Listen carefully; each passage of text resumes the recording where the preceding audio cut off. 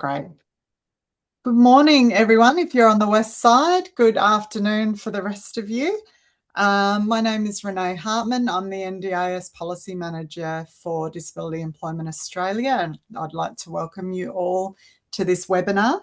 I'd like to start by acknowledging the Wadandi Noongar people from the lands of which I'm coming from today in southwest Western Australia, who have been the custodians of the land I am on for many thousands of years. I pay my respect to their elders past and present, as well as those from all lands from which we are attending today. I acknowledge that this land is a place of age-old ceremonies, celebration and renewal, where their living culture continues to play a valued and unique role. So I'd like to introduce the purpose of the Lunch and Learn sessions. These Lunch and Learn sessions are brought to you by the Centre for Inclusive Employment in partnership with DEA. The Centre exists to support providers by sharing practical resources, tools and training, and help deliver high-quality employment services for people with disability and for employers alike. DEA is a peak body that represents disability employment providers in Australia. The Centre is delivered by a national consortium led by the Centre for Social Impact by Swinburne University of Technology, working alongside Inclusion Australia. Disability Employment Australia, National Disability Services, Family Advocacy, and the University of Melbourne. Together, the consortium brings a strong mix of research, lived experience, and sector expertise to the work. So just a little bit of housekeeping, and I do apologise, this is my first presentation of a webinar, so please bear with the novice here. So just wanting to let you know that there is live captions provided by Expressions Australia. Thank you very much. And the session will be recorded alongside the slides and transcript. There is a Q&A, so please feel free to add your questions to that. We'll be monitoring it throughout the presentation, as well as have some time at the end to look through those. So it's my pleasure now to introduce our host for today's webinar, Helen Jentz. Helen is the CEO of Musculoskeletal Health Australia. So Helen joined the Musculoskeletal Health Australia, or MHA, team in October 2023. With qualifications in business, economics and leadership, Helen has worked in the third sector for the majority of her career. Her work with MHA is focused on delivering real and lasting solutions and reducing the overwhelming burden of disease, pain and disability caused by musculoskeletal conditions through consumer empowerment and systemic health policy change. So I would like to hand over now to Helen to run this webinar for us today. Thanks, Helen. Thanks, Renee. So a few things before we get started today, because we are going at a cracking pace, because as Renee said, it is learning over lunch. So I really do hope everyone has their Vegemite Sanger in hand and cup of coffee, because we are going to move through all things musculoskeletal very quickly over your lunch break. A couple of things from my end. I want you all to jump in if you've got a question as we're moving through this. There's lots of information we're going to go over in 20 or so minutes. So if questions pop into your head, all good, please ask, pop them in the chat, pop them in the Q&A, and we will look at trying to get a response to them as we're moving through or at the end during Q&A. Virtual presentations are really challenging at the best of times. They're challenging for you as an audience, but believe me, they're also challenging for me as a presenter. If I do a shout out for an answer to a question, please jump in and have a comment, put something in the chat. There is nothing worse than feeling like a really, really bad stand-up comedian who's just delivered their absolute best joke and there's crushing silence in the room. The final point of my intro is that I'm not a clinician. I have a really, really good knowledge and understanding of RMDs, and we'll talk about what they are in a minute. I have a good understanding of health policy, business, and a bunch of other really useless information like things about Jane Austen, Italy, and leadership theory. But I can't answer specific medical or clinical questions. Okay, let's crack on. And yes, that was a pun and a bone joke. So let's talk about the what.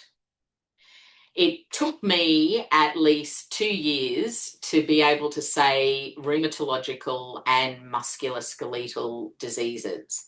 And the easiest way to say it is RMDs. Now, I'm just making sure that I'm not controlling the slides and moving through, because I don't think I can click at the moment. So we might start clicking on those to move through them to help everyone understand what I'm talking about at the moment.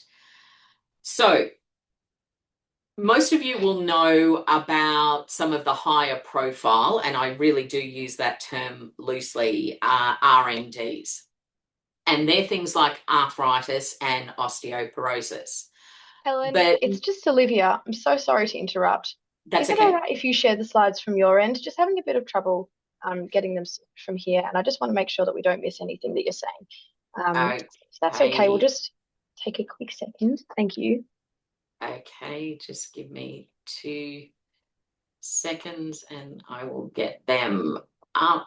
And apologies, everyone. And you may see lots on the screen as I'm trying to share these. So I apologize for that as well. So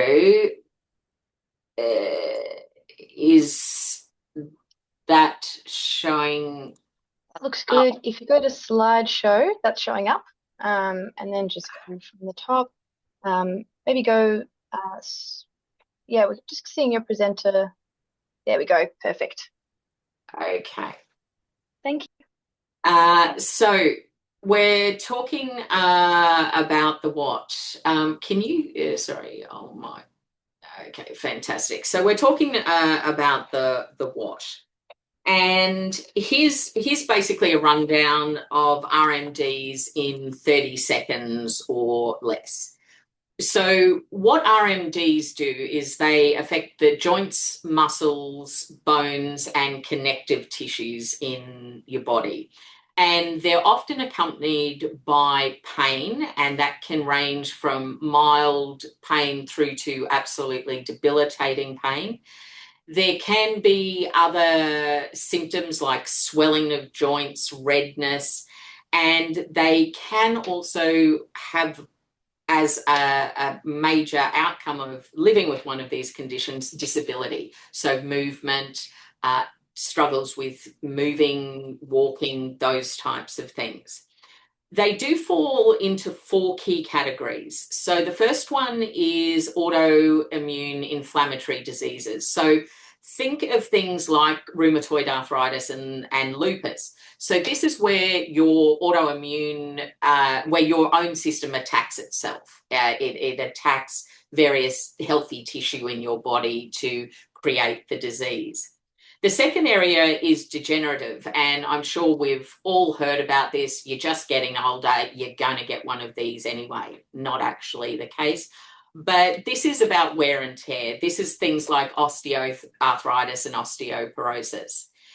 Then there's ones that fall into soft tissue disease, and that's where you get widespread pain throughout the body, but there may not be any visible signs, as in joint damage or swelling. So they're conditions like fibromyalgia. And then the final area is what we call metabolic. And that's where there's an imbalance in your body chemistry. So they're conditions such as gout. Sorry, I'm just getting all my clicks together.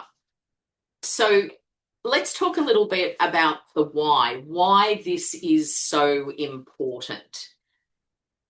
Why this is so important is that as an economist by profession, I do get slightly excited by an attractive data set. I won't apologise for that. But for others, I do realise that it's a bit of a yawn, so we'll move through this section quite quickly. So RMDs are a major health problem here in Australia and globally. And these diseases impact every aspect of a person's life. They are ongoing, and critically, there is no cure. The costs to the Australian economy are astronomical. And I'm not just talking in terms of costs to our healthcare system. I'm talking about overall economic costs. So things like loss in productivity, payments in social benefits, those types of economic costs. Now, a really interesting fact that very few people know is that low back pain is actually the #1 cause of disability globally, and it is also the #1 cause of early retirement. So these conditions have real life impact on not only individuals, but on families, on communities, on workplaces, and on, you know, the population as a whole. So let's talk a little bit about these impacts. When we look at impacts, let's look at it from not only the personal, but the professional or workplace impacts. Now, from a personal impact, there are a range of things that happen when you're living with a musculoskeletal disease. You can be living in constant pain, and you may have difficulties doing normal everyday activities. And I'm talking about things like getting dressed, showering, or even opening a bottle or a lid off of something to cook for dinner. There's social impacts associated with these diseases. There's a high level of isolation when you're living with musculoskeletal disease, and you don't feel like being social. You don't feel like going out. Going out can be a real challenge because of the disabilities associated with your RMD. And then this, of course, has flow-on effects to areas of your life, including financial and economic impacts. It has a real impact on mental health. It can have an impact on your career progression, your profession. And it definitely has impacts on your broader health and well-being. People living with RMDs have a much greater incidence of other comorbidities like diabetes, like cardiovascular disease, like dementia, like strokes. So these conditions, these diseases have very, very real, all-encompassing impacts on the people who are living with them. But they also impact workplaces. And that's probably not in the ways that we would generally think about it. So let's just pause for a second. And I want to address the broader public narrative that has been built in relation to RMDs. So let's just pick one condition. Let's talk about back pain. So I'm going to do a little bit of a scenario for you all. We've had a really successful year in our organisation, and we're all heading to the local pub for an end of year celebratory drink to pat ourselves on the back in terms of what a great job we've done. Everyone's there, the entire team's there. We're all chatting, we're mingling, we're congratulating ourselves. We've done such a great job. And that's when Jane, you know the one, she's always walking around the office instead of doing her job. She stands up or rather she makes sure everyone sees how hard it is for her to stand up. And she announces she has to go home because she's in so much pain in her back. And you're sitting there looking at her thinking, wasn't she the one having a shardy and a good chat and laugh about 5 minutes ago? So the public understanding and narrative that has been built up in relation to these types of conditions is driven by the fact that these conditions, these RMDs, they're invisible. And as such, the narrative is if we can't see them, well, then we don't believe them. Another issue is that having these conditions, and I'm going to put this really bluntly, is there is no direct link, causal link between having one of these diseases and mortality. So isn't the fact that someone is living with a far more important disease that could actually reduce their life expectancy more important? Isn't it worthy of more attention? And this then leads me to another general consensus out there in the broader public, is that if we can't see something, it must be made up, or the person with it must be making it out to be worse than it actually is. Or worse still, it's all in their heads. And we've all heard the stories. I know we've all heard the stories that, oh, well, it's just because you're getting older. You're going to get this. Your bones are going to hurt. Your joints are going to hurt. Everyone gets it. It happens to all of us. Well, it actually doesn't. So how do these factors actually affect a workplace? Well, back to some data, and I do apologise for this.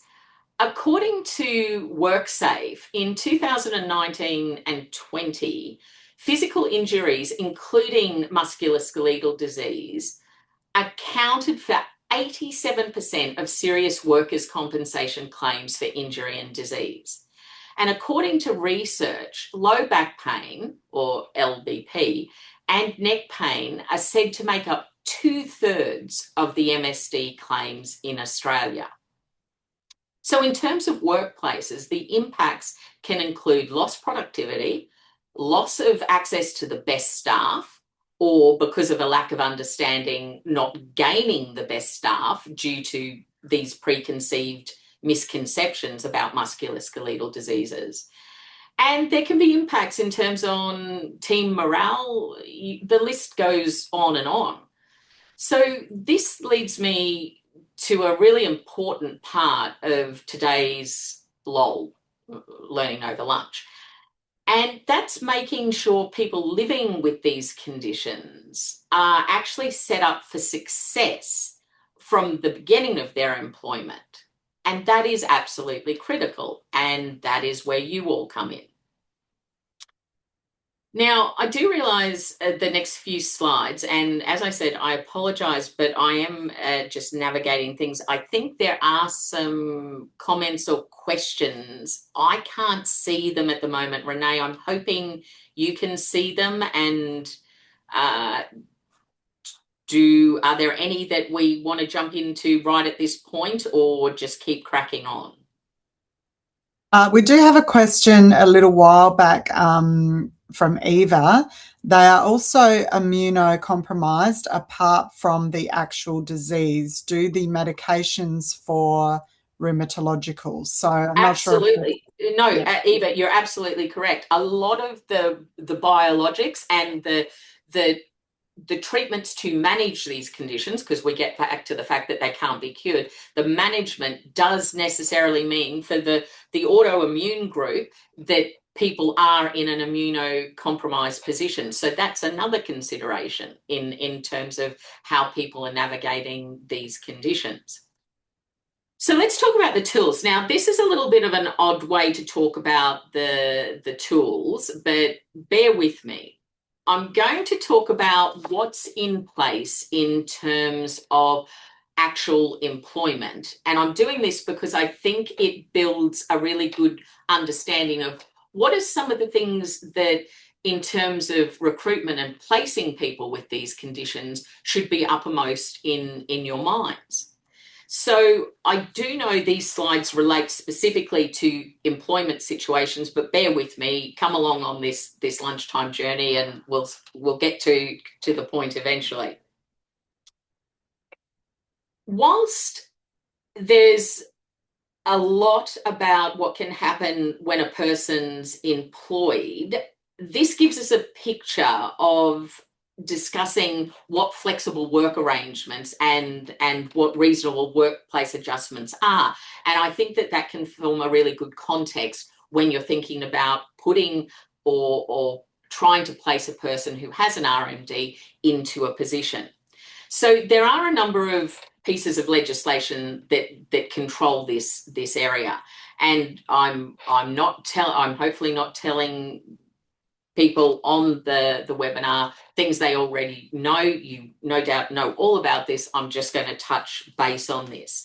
So under Section 65 of the Fair Work Act, there are legal requirements around flexible work arrangements, and these can be requested in writing for people in full-time and part-time work, and they have to fulfill one of several criteria. Now, two of these criteria that relate to what we're talking about is if they are a person with a disability or if they're a person 55 years or older. And this is the really important bit around this legislation, is if you are requesting flexible work arrangements, you have to show what they call a nexus or a connection between what you're asking for, the flexible arrangements, and the actual criteria or condition that you are basing that request on. So, for example, if you're asking for flexible work arrangements and you are living with rheumatoid arthritis of the hands, then what you're requesting in terms of the flexible work arrangements have to be directly linked to that condition. Casual workers can also ask for request flexible work arrangements, but there are conditions around that, which I'm sure you all know. You have to be in employment systematically for 12 months and have a reasonable expectation of that going forward. Now, what can be requested? You can request things like a change in the location of work. So it's an office environment. You can request to work from home for these reasons linked to your particular condition. You can request changes in patterns of work, in changes to the location hours of where you're located to do your work, and you can also request compressed hours, a 9-day fortnight. Now, from an employer perspective, they can, and I love the way the law is written, they can refuse on reasonable grounds, but they have to have discussed why they're refusing it with the employee, and they have to have genuinely tried to find a solution. And they also must show in rejecting the request what the consequences of doing so might be. Now, this gets us to the point of what's reasonable.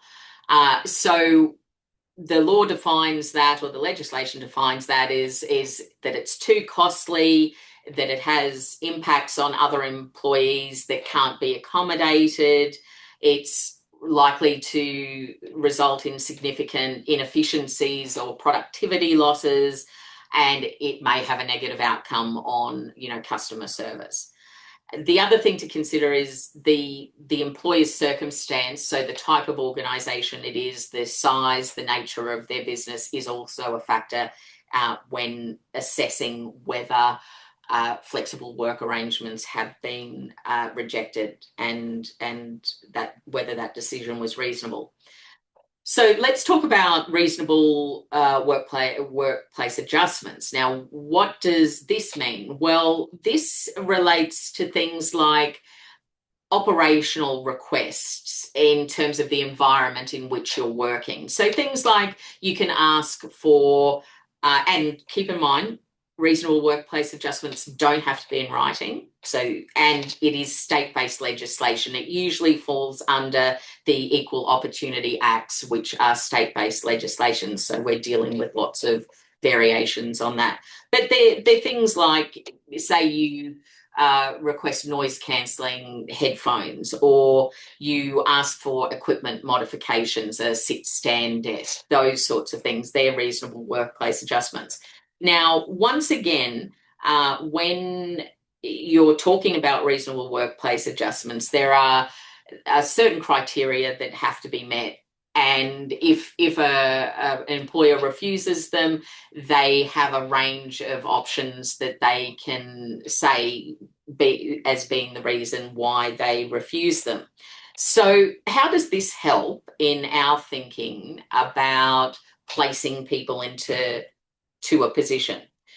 So when working with someone with an RMD, I think it's really good to ask yourself in the first instance, if I'm placing this person in this position and I have to ask for, say, a reasonable workplace adjustment before we place them, would it be considered reasonable to ask the employer to make those adjustments to employ this person? And the other question to keep uppermost in your mind is, in the position I'm looking at placing this person who may have an RMD, can they actually perform the job that I'm looking to place them in without reasonable workplace adjustments being made? And I think those sort of questions and keeping those uppermost in your mind is a really good place to start. So how do these sorry, just moving through my notes. So let's move to the next section, which is, apologies everyone, I'm all over the shop now. Let's look at what this means in terms of the challenges it presents you with as people working with individuals living with these conditions and looking at placing them in roles in various positions. So I'm going to ask you to pop this in the thanks Jennifer, you love the data, fantastic. I'm going to ask people to pop this in the chat so we can see what are the key challenges that you see it when you are trying to, or when you're thinking about trying to place someone, and let's just pick one condition. Say the person has severe back pain. What are some of the challenges that you face in looking for a role that would suit someone with that condition, with that disease? And what are some of the challenges that you believe you would face in placing that person? And whilst you're thinking about that, and as I said, please pop your answers into the chat, but I will keep forging on because I know we're running out of time. I want to note that according to, sorry, I'll just move back. According to the, here we go, lack of confidence in client and lack of job opportunities. Okay, great. Understanding the condition, fantastic. Impacts, perfect, Layla. Excellent. Keep them coming and we'll come back to them. Yep, perfect. So let's talk about these challenges. And according to the Australian Human Rights Commission, in most circumstances, there is no obligation to disclose to a potential employer any information about your disability. But, and there's always a but, if the disability means the person is unable to carry out the inherent requirements of the job without reasonable adjustments being made, then it is a really good idea to have an open and transparent conversation. So some of the things I want you to take into consideration when you're looking at the clients you're working with and they may have an RMD is, does the person's RMD actually affect their ability to do a job, the job, any job that you're considering putting them forward for? does the person already have a really good self-management strategy in place? Because one of the things with RMDs is very much about self-management, managing your pain, making sure you're doing things to keep moving, because movement is medicine in the RMD space. And what sort of team of health service providers do they have around them that will support them once they're in paid employment? And the other big one is there any stigma associated with the type of RMD they have?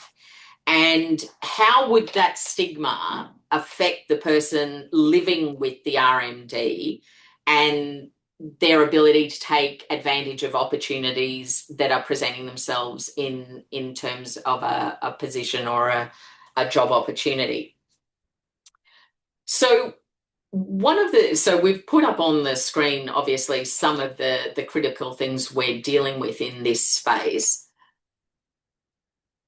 And I want to reiterate that disclosing these types of conditions, because they are invisible, is a really personal decision to make. It's going to make your jobs a lot harder if people don't disclose, but you having an awareness of what these conditions are and how they may impact someone's ability to fulfill a role or role requirements is really important about deconstructing those myths and misconceptions about what it is to have an RMD and to live with one.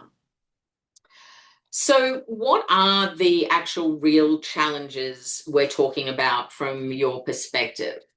And this gets to what should you ask as opposed to what can you ask when you're looking at employing or exploring job opportunities for an individual. If the person's disclosed they have an RMD, then my recommendation is you talk to them about what that means for them in their daily lives. A significant number of people are really good at self-managing these conditions. They've lived with them so long, they know how to manage them. Chat to them about where they go for support with their conditions. Do they have good healthcare teams around them? If they don't, maybe recommend some options. And I'm going to give you a big hint here, and I'm going to say 3 letters, MHA, and I'll tell you about some of those resources at the end of this presentation.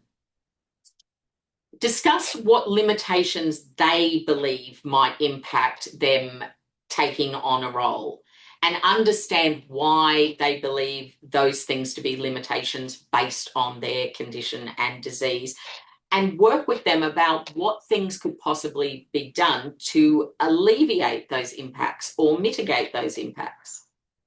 So now we're getting to the sales, what I'm calling the sales pitch, which is really what you are going to be doing when you're talking to an employer. You're making a sales pitch.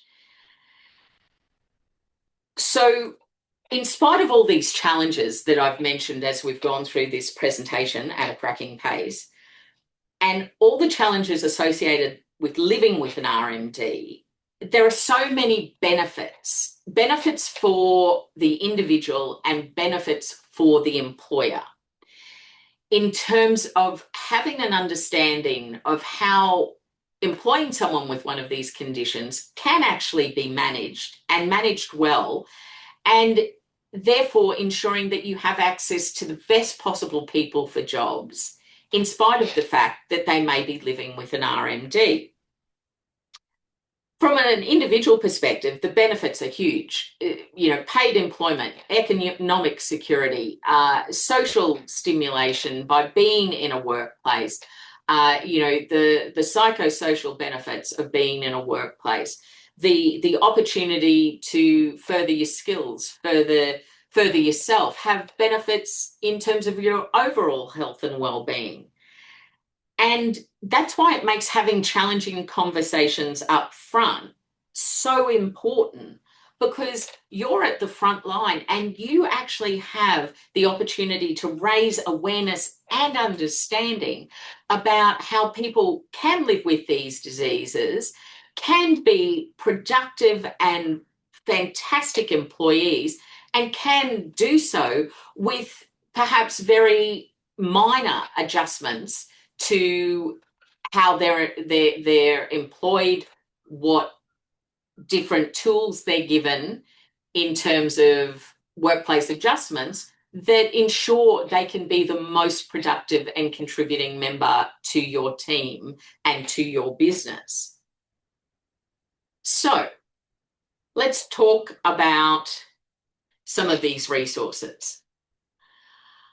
Musculoskeletal Health Australia is a national organisation, and some of the really important things that we offer, and I think for you as professionals placing people with RMDs into workplace environments, as well as people with these RMDs, is we have the BAM helpline. So we have the back pain, arthritis and musculoskeletal health helpline. It is a free helpline.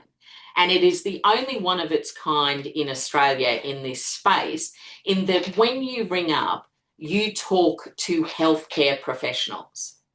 Now, it's not a telehealth. It is not a medical appointment. What you are doing is you're ringing up and talking to healthcare professionals, from registered nurses to physiotherapists to a whole range of other allied healthcare professionals who have knowledge around RMDs and have tools that they can provide people living with these conditions, but also to help educate employers around what things they could possibly do in the workplace to help support employees who are living with these chronic conditions. The other big thing that we do once a year is we run a national campaign called The World's Biggest Sit-In. And it's about shining a spotlight on these invisible conditions. And it is a world record attempt for the largest chair-based 30-minute chair-based workout ever held. And it's held in October every year. You can do it in person or virtually. It is our big fundraiser for the year as an organisation, but more importantly, it's about getting people to think differently about the way they move. And chair-based exercise is a fantastic first step to educating people that simple movements when you're sitting at work in your chair can actually help with your musculoskeletal health. We also have a whole suite of free resources that you can jump on our website and download. We have self-care plans that help people work through how they can manage their various musculoskeletal conditions and be empowered to do so. We also have a phenomenal YouTube channel that has, and this is probably really relevant for all of you who are on this session today, is that we have free webinars on particular topics. There's a webinar on reasonable workplace adjustments and on flexible workplace arrangements. You can go on our YouTube site. It's on demand. You can watch them whenever you want. You can tell your clients to watch them.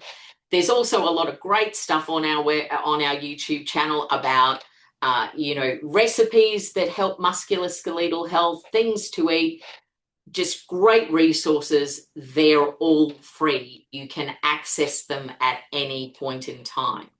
So I have very much, I think, gone over time, and I am really keen if people have questions or want to raise points that we can quickly talk through. But thank you so much for this opportunity. I know it was a cracking pace, Renee. I'm sorry about that, but there was an awful lot of information to get into a very short amount of time. Always tricky to squeeze that much into half an hour, and such valuable information, Helen. Thank you so much. Do you have access to the Q&A now? If you want to quickly scan through while Now, I'm hoping I've stopped sharing my screen so you can no longer see it. So I will open I can't see anything in the Q&A. Sorry, in the chat. In the chat. So we've put up the links to the YouTube channel and the website. I think Josephine made the comment that the individual can often manage it, and out of necessity they have to. As I said, these are lifelong conditions. You're navigating these. And interestingly enough, Renee, the data shows that younger and younger people are developing these conditions, and one thing that people seem to forget about is that there is also diseases that affect children from as young as 4. So there is juvenile idiopathic arthritis that can, affect little people all through their entire lives. So these are not conditions of the old, so to speak. They are lifelong and significantly impacting conditions, and we need to do more to change the narrative around them, and we need to do more to empower people to be able to manage them and continue living productive lives and being in employment and contributing to workplaces and everything associated with that. Yeah, I couldn't agree more. And I think you've got, we're all preaching to the choir in this group by the look of the chat. I just want to invite you all, if you're still online, to contact us at any time if you do have the kinds of ideas of evidence that you'd like the Centre for Inclusive Employment to look into. Any ideas for lunch and learns, we're always open to that. Just reminding you to please log your CPD points. And a bit of a plug to our Leaders Network. Please look into our Emerging Leaders Network so we can support you in that journey in this sector. And the next Lunch and Learn will be on the 4th of March. So that's all the things that I need to wrap up. Helen, I'm not sure if there's further interactions you'd like to have through the chat, but that's it from I'm all good, Renee. And as I said, please, everyone who watches this this webinar now or post this, please, that 1-800 number, the BAM helpline, is a resource for anyone and everyone. So even if you're working with a client and you have some questions, ring the BAM helpline and you'll speak to a healthcare professional, and they will be able to provide some insight around RMDs or the specific one you're dealing with your client. Great. Thanks, Helen. Thanks, everyone. Signing off.